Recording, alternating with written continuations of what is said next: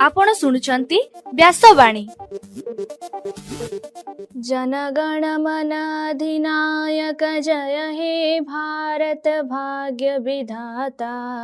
पंजाब सिंधु गुजरात मराठा द्राविड उत्कल बंग। विंध्य हिमाचल यमुना गंगा उच्छल जलधि तरंग। तब शुभ नामे जागे तब शुभ आशीष मागे।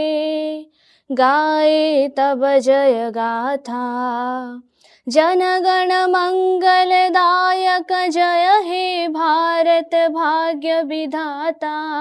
जय हे जय हे जय हे जय जय जय जय हे। या कुंदेन्दु तुषार हार धवला। या शुभ्र वस्त्रामृता।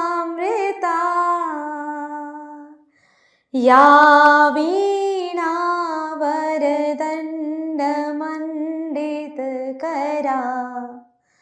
या श्वेत पद्मासना। या ब्रह्मा श्रुत शंकर प्रभृति देवै सदा वंदिता। सा मां पातु सरस्वती भगवती। निशेष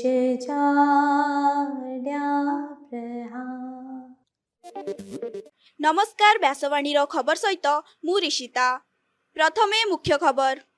ओडिया पक्ष पालन अवसर में फकीरमोहन विश्वविद्यालय पक्षर आज रक्तदान अभियान कार्यक्रम आयोजित होउछि। राज्यर विभिन्न विद्यालय पक्षर छात्र छात्री को वर्णबोध बंटागला। 14टी प्रमुख कंपानीर प्रतिनिधि को भेटिले मुख्यमंत्री मोहन चरण माझी। घरोई गैस दर सिलिंडर पिछा 50 टंका बढ़िला। छत्तीसगढ़ में 26 जन माओवादी आत्मसमर्पण कले। राष्ट्रपति द्रौपदी मुर्मू को 2 दिनिया विदेश गस्त आरंभ। गतकालीर आईपीएल खेल में मुंबई को हराइला रॉयल चैलेंजर्स बेंगलुरु। एवं लघुचाप प्रभाव में आसंता 14 तारीख पर्यंत राज्य में कालबैशाखी वर्षा हेबा नहीं सतर्क कला भुवनेश्वर आंचलिक पाणीपाग विज्ञान केन्द्र। एबे संपूर्ण खबर। ओडिया पक्ष पालनर आज हेउछि 8म दिन।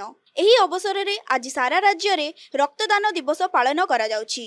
फकीरमोहन विश्वविद्यालय पक्षरु मध्य एक स्वेच्छाकृत रक्तदान शिविर आज आयोजन करा जाइछि। प्रोफेसर अमूल्य कुमार आचार्य, डॉक्टर प्रतिमा प्रधान, डॉक्टर जगन्नाथ बेहेरा प्रमुख एही शिविर को परिचालना करुछंती।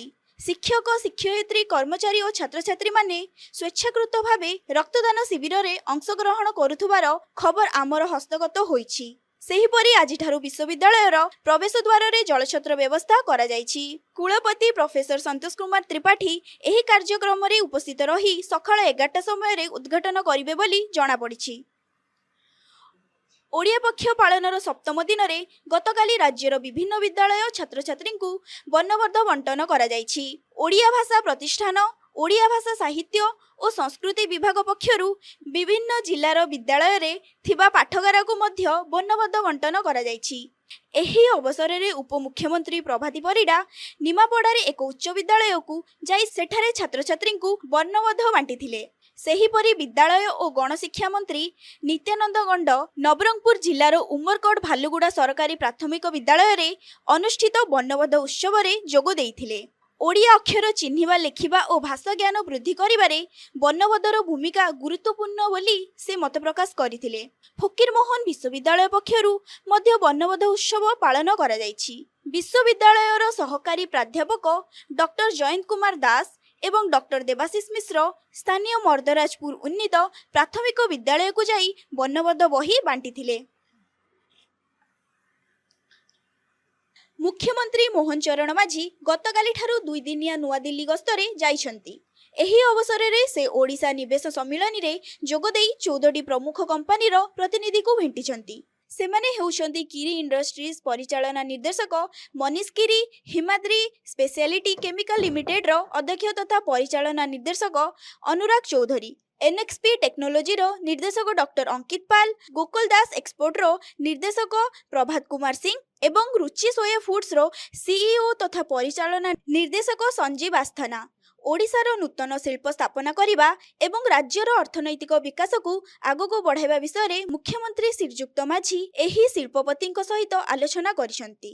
ଆଜି ପୂର୍ବାହ୍ନରେ ରାଜ୍ୟରେ ପୁଞ୍ଜିନିବେଶ ପାଇଁ ଭାରତୀୟ ତୈଳ ନିଗମ ତଥା ଅନ୍ୟାନ୍ୟ ପେଟ୍ରୋଲିୟମ କମ୍ପାନୀ ସହ ମୁଖ୍ୟମନ୍ତ୍ରୀ ବୁଝାମଣାପତ୍ର ସ୍ୱାକ୍ଷର କରିବେ ବୋଲି ଜଣାପଡ଼ିଛି।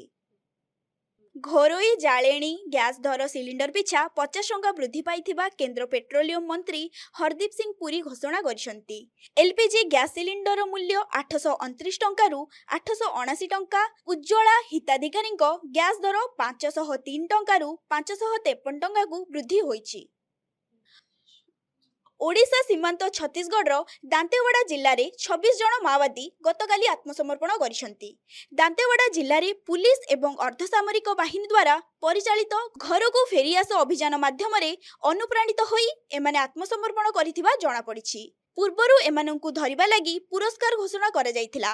ଆତ୍ମସମର୍ପଣ କରିଥିବା ମାଓବାଦୀଙ୍କ ମଧ୍ୟରୁ ରାଜେଶ କଶ୍ୟପଙ୍କ ନାମରେ 3 ଲକ୍ଷ, କୋଷା ମାଡ଼ୱୀଙ୍କ ପାଇଁ 1 ଲକ୍ଷ ଏବଂ ଛୋଟୁ କୁଞ୍ଜାମଙ୍କ ନାମରେ 50,000 ଟଙ୍କାର ପୁରସ୍କାର ରାଶି ଘୋଷଣା ହୋଇଥିଲା। ଆତ୍ମସମର୍ପଣ କରିଥିବା ପ୍ରତ୍ୟେକ ମାଓବାଦୀଙ୍କୁ ସରକାରଙ୍କ ତରଫରୁ 25,000 ଟଙ୍କା ଲେଖାଏଁ ପ୍ରୋତ୍ସାହନ ରାଶି ପ୍ରଦାନ କରାଯାଇଛି। ରାଷ୍ଟ୍ରପତି ଦ୍ରୌପଦୀ ମୁର୍ମୁ 2ଟି ବିଦେଶ ରାଷ୍ଟ୍ର ଗସ୍ତରେ ଯାଇଛନ୍ତି। ଗତକାଲି ସେ ପର୍ତ୍ତୁଗାଲରେ ପହଞ୍ଚିବା ପରେ ତାଙ୍କୁ ସ୍ୱାଗତ କରାଯାଇଥିଲା। ପର୍ତ୍ତୁଗାଲରେ ଅବସ୍ଥାପିତ ଭାରତୀୟ ଏବଂ ପର୍ତ୍ତୁଗାଲର ରାଷ୍ଟ୍ରଦୂତମାନେ ତାଙ୍କୁ ସ୍ୱାଗତ କରିଥିଲେ। ଆଜି ଶ୍ରୀମତୀ ମୁର୍ମୁ ସ୍ଲୋଭାକିଆ ଯାତ୍ରା କରିବେ। 2 ଦିନ ଅବସ୍ଥାନ କାଳରେ ଏହି ଦେଶର ପ୍ରଧାନମନ୍ତ୍ରୀ ଓ ରାଷ୍ଟ୍ରପତିଙ୍କ ସହ ଶ୍ରୀମତୀ ମୁର୍ମୁ ସାକ୍ଷାତ କରିବେ ବୋଲି କେନ୍ଦ୍ର ବୈଦେଶିକ ବ୍ୟାପାର ବିଭାଗ ପକ୍ଷରୁ ସୂଚନା ଦିଆଯାଇଛି। इंडियन प्रीमियर लीग बा आईपीएल टी20 क्रिकेट रे गतकाली रॉयल चैलेंजर्स बेंगालुरु 12 रन रे मुंबई इंडियंस को परास्त करिछि। एही मुकाबिला रे आरसीबी दल प्रथमे बैटिंग करी 5 विकेट रे 221 रन करिथिला। हार्दिक पांड्या को विस्फोरक इनिंग सत्वे मुंबई 9 विकेट हराई 209 रन करी परास्त होइथिला। आज आईपीएल रे कोलकाता नाइट राइडर्स और लखनऊ सुपर जायंट्स मध्यरे एवं पंजाब किंग्स और चेन्नई सुपर किंग्स मध्यरे मुकाबिला हेबो। एबे पाणीपाग खबर। दक्षिण बंगोपसागर रे सृष्टि घूर्णिबलय गतकाली लघुचाप क्षेत्र रे परिणत होइथिला। आज उत्तर पश्चिम बंगोपसागर आड़े गति करिवो एवं पश्चिम केंद्रीय बंगोपसागर रे उत्तर आड़े मुहाइबो। लघुचाप प्रभाव रे उपकूल ओडिशा रे दिनक परे तापमात्रा 2-3 डिग्री ह्रास पाइबो। लघुचाप प्रभाव क्षेत्र रे 14 तारिख जाए राज्य रे कालबैशाखी रहिछि। एहार प्रभाव रे राज्य रे स्वल्परू मध्यम धरणर वर्षा सहित बिजुली घड़घड़ी संभावना रहिछि। एबे आसंतु सुनिबा आजिरो स्वास्थ्यवाणी। साधारणतः बयस अनुसारे आम शरीरर विभिन्न अंग प्रत्यंग दुर्बल और क्षय हुए। सेहीपरि मस्तिष्कर मध्य अवक्षय घटे। एक अध्ययन जना पड़ी जे आम शरीर समेत मस्तिष्क रे प्रतिदिन अनेक कोष तैयारी हुअंती एवं मरी थांती। यह एक स्वाभाविक शारीरिक प्रक्रिया। तेबे 40 वर्ष बयस परे मस्तिष्क रे कोष तैयारी हेबा बंद हो जाए। फल स्मरण शक्ति कमी आसे। बयस अधिक हेले आमे अन्यर नाम को भूली जाऊ। हठात जनकर नाम आम मन को आसे नहीं। एपरिकी नित्य व्यवहार्य जिनिस मध्य खोजी पाइबारे असुविधा हुए। एभली अवस्था आसिले धीरे धीरे मनरु सबु कथा पासरी जाए। निजर दैनंदिन कर्म एवं दायित्व मने पड़े नहीं। आमको अन्य उपरे निर्भर करी चलिबाकू हुए। तेबे सुस्थ जीवन शैली द्वारा एभली आशंका को ह्रास करा जाई पारे। डाक्तर मानक मतरे फॉलिक एसिड, विटामिन B6 और B12 थिबा खाद्य खाइले स्मृति शक्ति रे उन्नति आसे। बयस बढ़िले लुण तथा चर्बी जातीय खाद्य ठारू संपूर्ण दूरेई रुहंतु। धूमपान एवं मद्यपान वर्जन करंतु। रक्तचाप और कोलेस्ट्रॉल मात्रा को साधारण स्तर रे रखंतु। प्रतिदिन सकाळे और रातिरे 4टी बतुरा आलमंड चपा छड़ाई खाइले स्मरण शक्ति बढ़ी थाए। फलमूल, सबुज पनीपरिबा और शस्यबीज खाद्य खाआंतु। ନିୟମିତ ବ୍ୟାୟାମ, ପ୍ରାଣାୟାମ, ଧ୍ୟାନ, ପ୍ରାତଃ ଭ୍ରମଣ ସମେତ ଅଧ୍ୟୟନ, ଲେଖାଲେଖି, ଚିତ୍ରକଳା ଭଳି କାର୍ଯ୍ୟକଳାପରେ ନିଜକୁ ନିୟୋଜିତ କରନ୍ତୁ। ଦିନକୁ 7ରୁ 9 ଘଣ୍ଟା ପର୍ଯ୍ୟନ୍ତ ଭଲରେ ଶୁଅନ୍ତୁ। ଏହା ହୃତ୍ପିଣ୍ଡକୁ ସୁସ୍ଥ ରଖେ ଓ ମସ୍ତିଷ୍କକୁ ରକ୍ତ ସଞ୍ଚାଳନ ସୁଗମ କରେ।